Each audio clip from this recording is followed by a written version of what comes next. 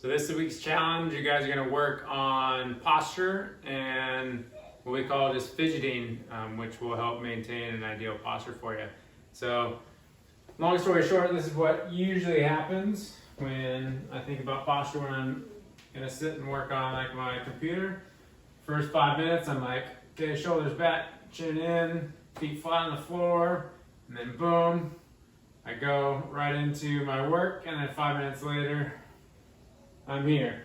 Or say we're watching TV, I'm going to be really cognizant of my posture. I'm going to sit all the way back in the chair and start watching my show, and then 20 minutes later, I'm here, okay? That doesn't mean those are bad things, but what we want to be focusing on is listening to our body when we're doing certain tasks, like even sitting in the chair and working on our computer.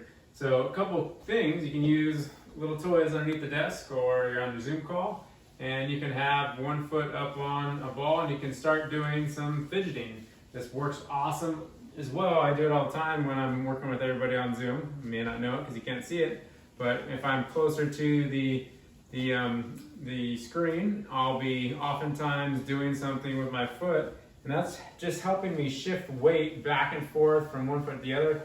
It's working a little bit of balance, but the bigger thing is I'm actually staying a bit more active in my role when I'm static in this room that I spend 10 hours a day in. Another great thing to do is just pop the shoes off. I'm often barefoot all the time now since I'm at home. And you can use, your lacrosse ball, your golf ball when you're working at your desk, and you can be constantly doing a little bit of motion work. Yes, it's not like taking a walk per se, but you're going to be increasing your blood flow throughout the body more so than just sitting there statically. I also like when I'm doing a lot of my programming, when I'm not having to be up on standing up all the time.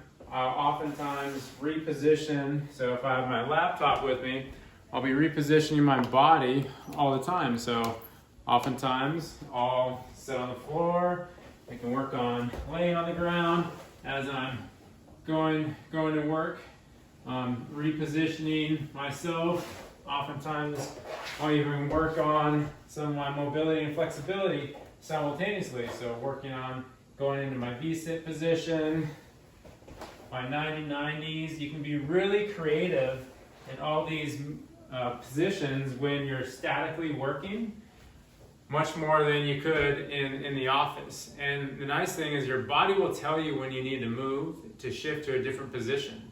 And so as you work on that, you'll start to understand, like, okay, after 20 minutes, my body needs a shift, so I can shift from my right hip to my left hip. I can change my positions because my body, you'll start becoming more aware of what your body's telling you as you're not just sitting in that one position all the time.